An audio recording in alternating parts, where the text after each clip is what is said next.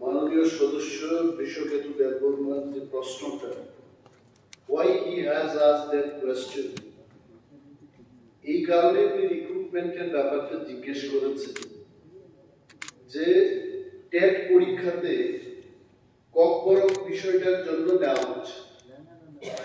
That is fine, কিন্তু কি দেখা যাচ্ছে সরকারের একটা মেমোরেন্ডামে সরকার মেমোরেন্ডামটা দিয়েছে, যারা পলিটিক্যাল সায়েন্স নিয়ে মাস্টার ডিগ্রি করেছে ককবরক জানি, ওকে বলা হচ্ছে তুমি ককবরক ভাষাটা শিখো।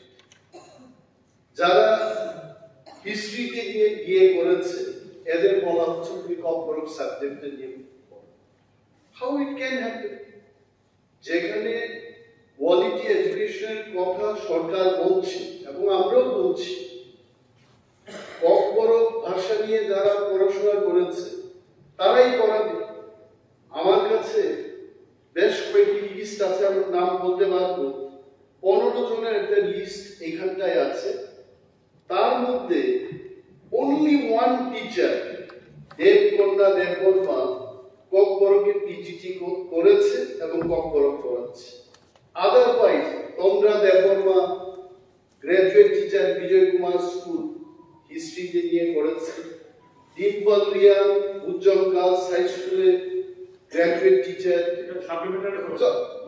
এইভাবে যে হচ্ছে, এটাকে যদি বন্ধ না করা যায়, ককবরকটা কিন্তু এটা ককবরকে আর থাকবে না। দ্যাট ইজ ওয়াই সরকারের কাছে, দপ্তরের কাছে আমরা জানতে চাইছি যে এই রিক্রুটমেন্ট প্রসেসটা আপনি শুরু করবেন কিনা। I wanted to add that supplement. এইখানে আপনার সরকারই বলেছে একটা আরটিআই 12 তারিখ ডিসেম্বর 2023 আরটিআই সরকার বলেছে যে হাউ মেনি পোস্ট ককবরক টিচারের পোস্ট এ পর্যন্ত স্যাংশন করা টিডি।